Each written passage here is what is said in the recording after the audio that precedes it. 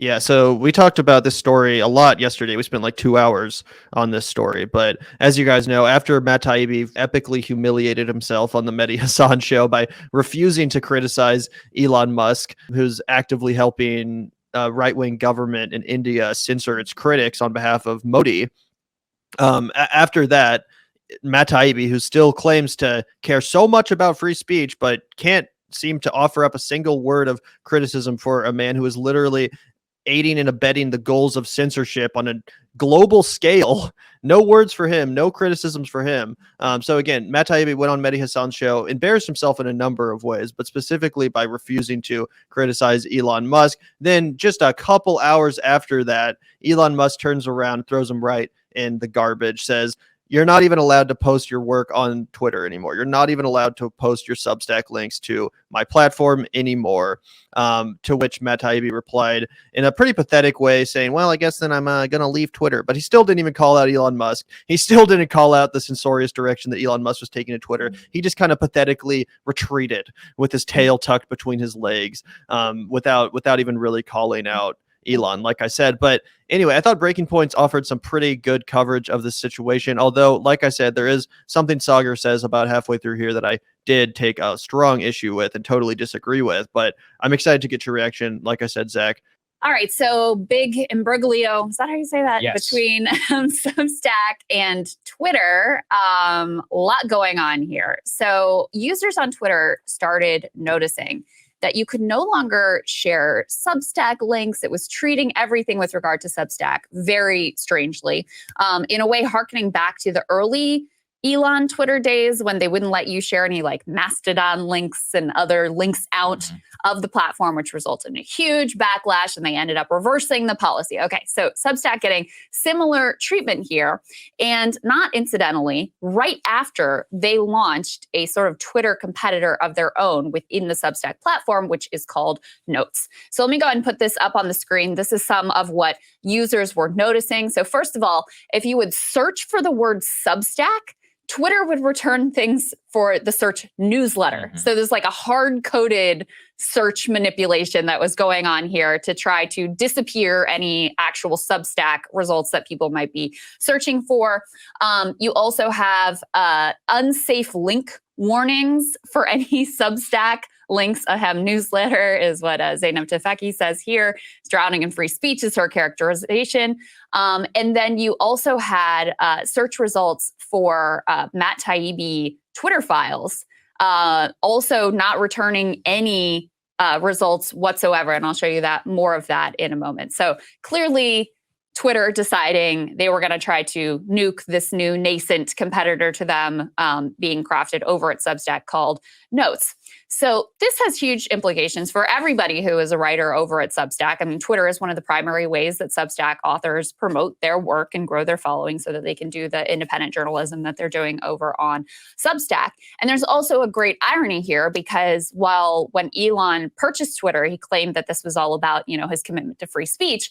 Substack has really walked the walk in that regard. And full disclosure, I have a Substack over there with Kyle for Crystal Kyle and Friends. So I am a user of the platform. I also tested out Notes this week, and it seems like it's a sort of like well-crafted service there. But Substack has really lived up to the supposed values of free speech. They have not engaged in censorship. There's a wide range of ideological views, everything from, some of the top creators over there are resistance liberals. You've got never Trumpers, you've got hard right folks, you got far left folks, and everything in between hosted on Substack, censorship free. So there is a great irony to the supposed free speech warrior Elon Musk censoring any ability for these Substack writers to be able to promote their work over on Twitter.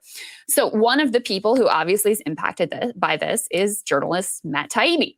Fresh off his showdown with Mehdi Hassan over on MSNBC, he posted this on Twitter, quote, "Of all things, I learned earlier today that Substack links were being blocked on this platform. When I asked why, I was told it's a dispute over the new Substack Notes platform.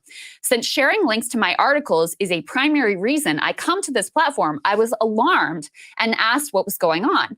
I was given the option of posting articles on Twitter instead. I'm obviously staying at Substack and will be moving to Substack Notes next week."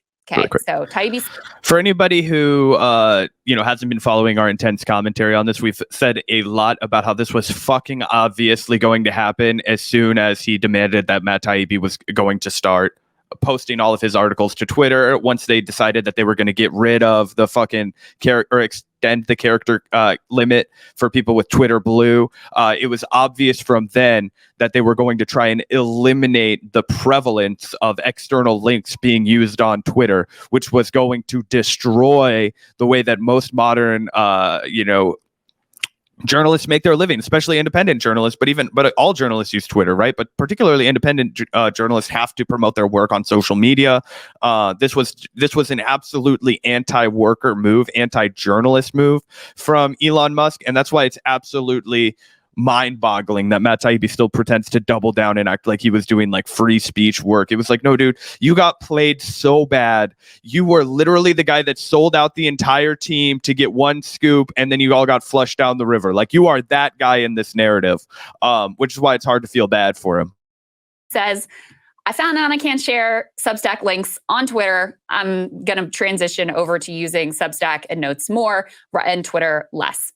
As a result of this, next piece, Elon unfollows what media characterizes here as Twitter Files hero Matt Taibbi after reporter ditches the platform, which is pretty extraordinary, Saagar, because, Taibbi is the most prominent journalist who was involved in Twitter Files. He really was defending Elon quite, or at least refusing to criticize him in his interactions with Mehdi Hassan on MSNBC.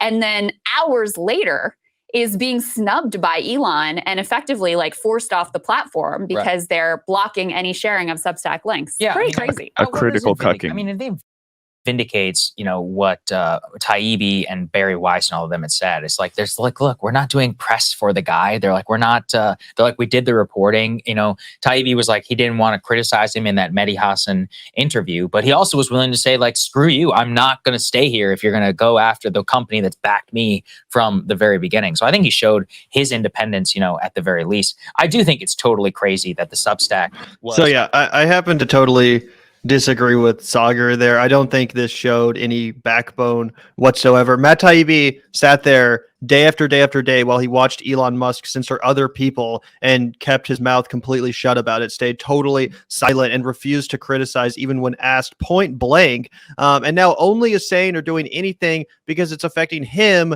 and his ability to post his work to Twitter. So now all of a sudden it's an issue. But even then, even after you get epically played and humiliated by Elon Musk, you still don't have any words of criticism. You don't actually have anything to say about this policy of censorship and the direction that Musk is taking Twitter, not even let people post links to Substack, a platform that actually does care about free speech, as Crystal mentioned. You still don't have anything to say about it. You're just going to walk away pathetically and, with your tail tucked between your legs, as I said. That's not, showing any backbone. That's just getting humiliated. Yeah, 100%. 100%. It's pretty... Yeah, I don't know how you spin that as a positive. It's like, well, he wouldn't criticize Elon Musk. No, he went on that program. People are like, oh, Mehdi baited him into that. Like, he went on to that Mehdi Hassan show to respond to a specific allegation that Mehdi Hassan had made, where Mehdi says, I bet Matt has nothing to say about the horrible shit that Twitter is doing to journalists in India at the request of the Modi, administration, if you want to call it that, right? The Modi apparatus, his whole fucking government in India, right? Whatever. Has absolutely nothing to say about it after Matt's like, oh yeah, I bet you don't know what I'll say. Oh yeah, we all did know what you were going to say. Let me find out what Daddy Elon says it's okay. Mr. Warbox doesn't like it when I talk out of turn over here, and I'm still trying to cash some checks before I leave. Of course, when Elon Musk turns around and is like, actually, you're more trouble than you're worth now. I'm gonna have to cut you loose. Sorry, bro. Just business. We're rolling out this Twitter stuff. Like, you've made the Twitter Files a hub for journalism. Now you did what I needed for you. Get fucked. You can either be with us or against us.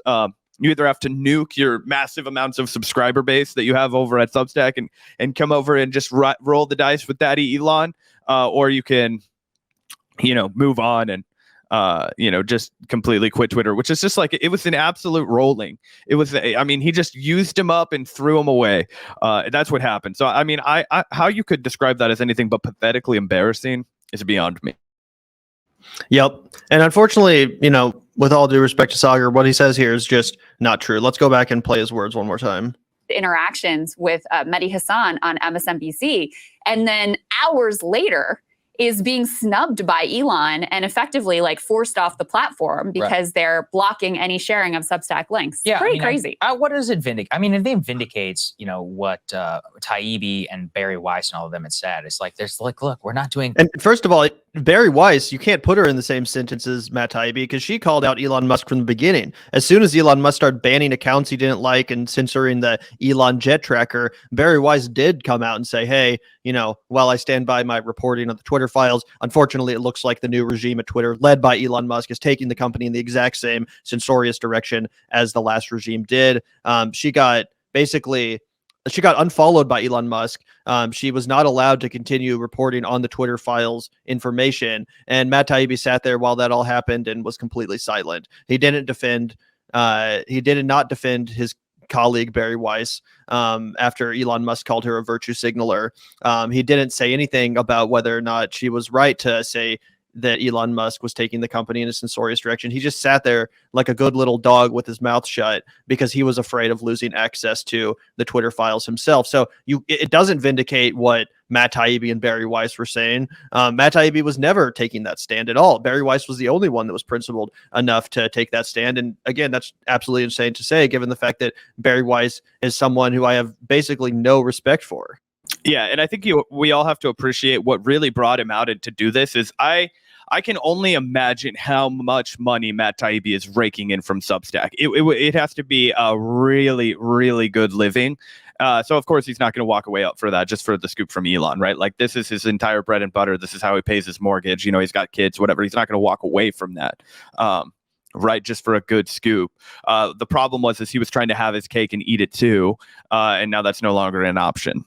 What does it vindicate? I mean, it vindicates, what Taibbi and Barry Weiss and all of them had said. It's like, there's like, look, we're not doing press for the guy. They're like, we did the reporting. Taibbi was like, he didn't want to criticize him in that Mehdi. So yeah, once again, Saagar is saying here, Matt, Barry, they just did the reporting and they left it at that. They were never doing press for Elon Musk. Of course not. They were just reporting on this substantive and very newsworthy information. Well, that's also not quite true, Saagar. Unfortunately, that's also not quite true because on a number of times, Matt Taibbi has explicitly defended Elon Musk's and defended the direction that he's taking Twitter in. Not just on the Mehdi Hassan show where he refused to criticize Elon Musk. No, he's actually gone out of his way to defend Elon Musk, affirmatively defend Elon Musk. Let me show you guys this Twitter thread from a while back in November of 2022 when Elon Musk originally took over the platform.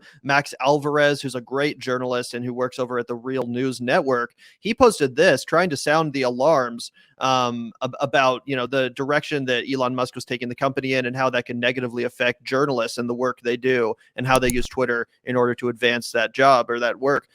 So Elon Musk had said, as Twitter pursues the goal of elevating citizen journalism, media elite will try everything to stop that from happening. Max Alvarez says, funny because Real News Network, an independent nonprofit news org, we do grassroots journalism every day. We talk to workers, victims of the police and prison industrial complex, community organizers, etc.